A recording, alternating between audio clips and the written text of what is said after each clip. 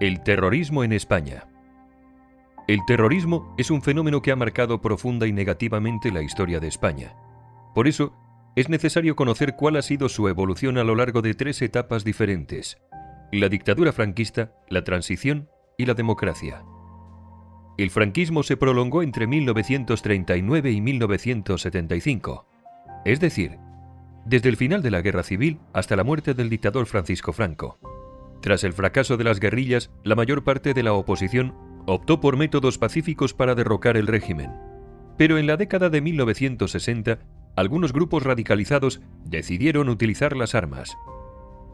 La primera víctima mortal del terrorismo en España fue una niña de 22 meses, Begoña Urroz.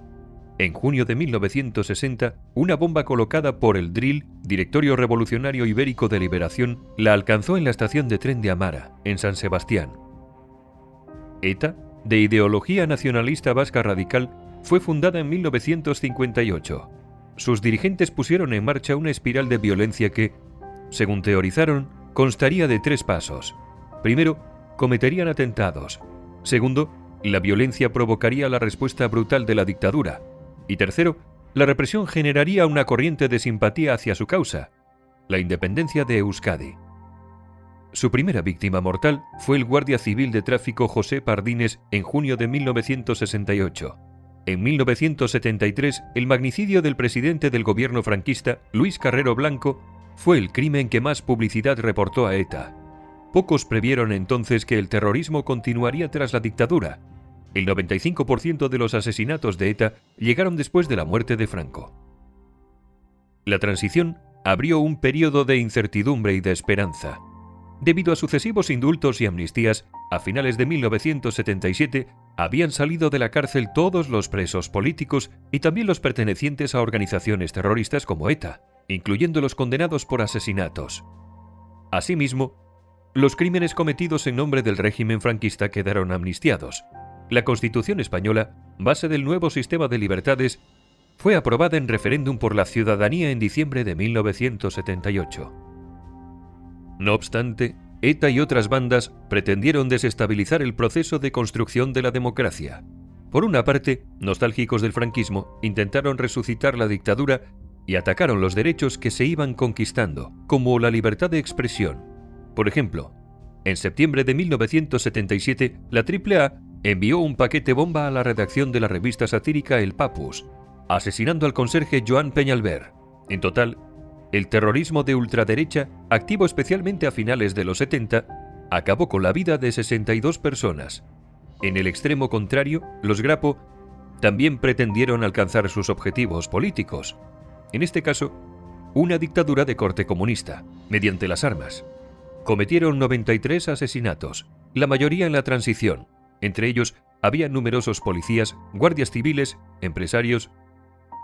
Ahora bien, la principal amenaza terrorista contra la naciente democracia fue ETA, que entonces estaba dividida en 2 ramas, militar y político-militar. Con diferencia, ETA militar fue la banda más mortífera y la que contó con un mayor respaldo, articulado alrededor de la coalición Herri Batasuna, que significa Unidad Popular. ETA y otras organizaciones afines, como los comandos autónomos anticapitalistas, mataron a 12 personas en 1977, 67 en 1978, 80 en 1979 y 95 en 1980, el año con más asesinatos terroristas en España durante la transición.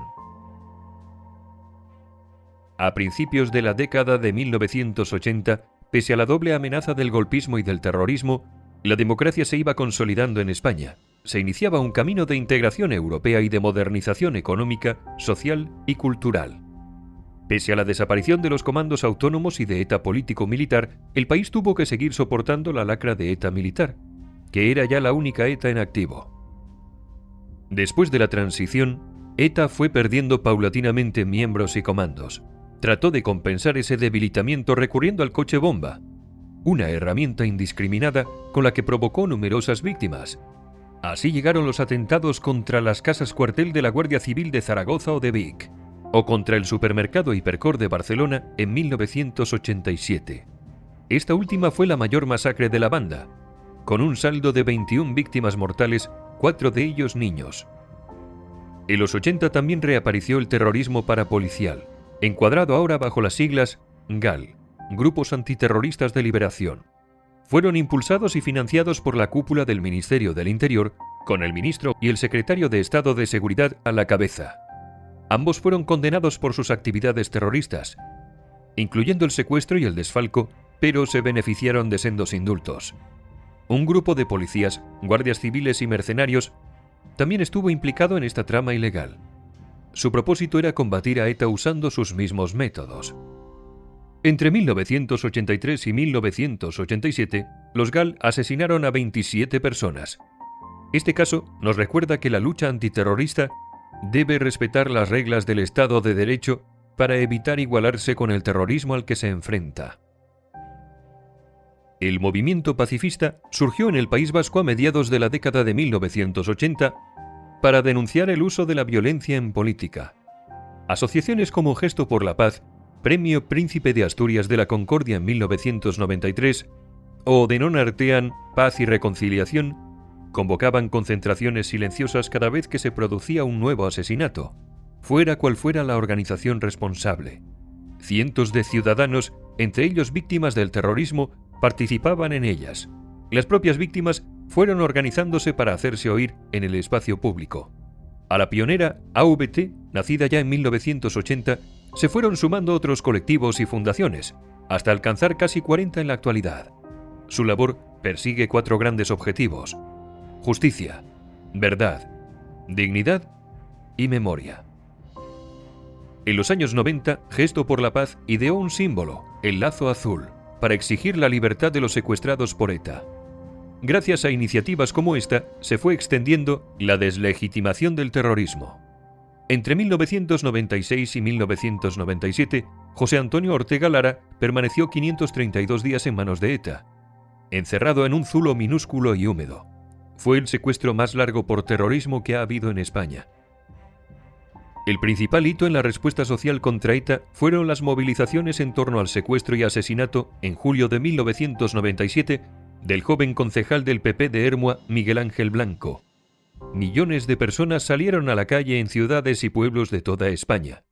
Los ciudadanos expresaron su rechazo a la violencia terrorista de diferentes modos, por ejemplo, levantando sus manos teñidas de blanco. Con el cambio de siglo, surgieron nuevas organizaciones, como el Foro de Ermua o como Basta Ya, Premio Sájarov de la Libertad de Conciencia en el año 2000. Ambos colectivos defendían explícitamente la Constitución y el Estatuto de Autonomía como el marco de la convivencia democrática. Gracias a la labor de las fuerzas y cuerpos de seguridad del Estado, que consiguieron la desarticulación de la cúpula de ETA en 1992, la banda quedó muy debilitada ya en los años 90 y sobre todo en la primera década del nuevo siglo. Acosada policial y judicialmente, sin respaldo social y sin apoyos internacionales, ETA tuvo que abandonar el terrorismo en 2011. Dejó un siniestro y triste balance: 853 víctimas mortales, más de 2.600 heridos, más de 80 secuestrados, miles de amenazados y un número desconocido de exiliados forzosos y damnificados económicamente.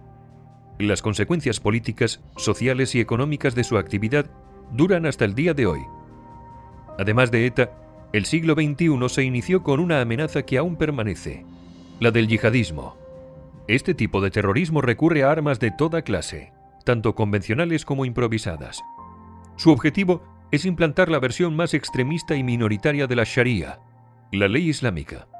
Los atentados del 11 de septiembre de 2001 en Estados Unidos, perpetrados por Al-Qaeda, abrieron una nueva etapa de inestabilidad global. Los ataques del 11 de marzo de 2004 en 4 trenes de cercanías de Madrid fueron la mayor masacre terrorista cometida en España, con 192 víctimas mortales. El terrorismo yihadista sigue hoy en activo en diferentes países del mundo. El 17 de agosto de 2017, una célula vinculada al Daesh mató a 16 personas en Barcelona y Cambrils. En la película Sin Perdón, el personaje encarnado por Clint Eastwood dice que, al matar a alguien, le quitas todo lo que tiene y todo lo que podría tener. El filósofo Manuel Reyes Mate lo resumió de un modo similar: es mucho lo que muere cuando se mata. Las víctimas del terrorismo tenían una vida que quedó truncada. no por culpa de un accidente, sino porque alguien se la quiso quitar en nombre de una patria o de una religión. Nosotros pudimos haber estado en su lugar. Por eso, como dijo Primo Levi, pensar en lo que pasó es deber de todos.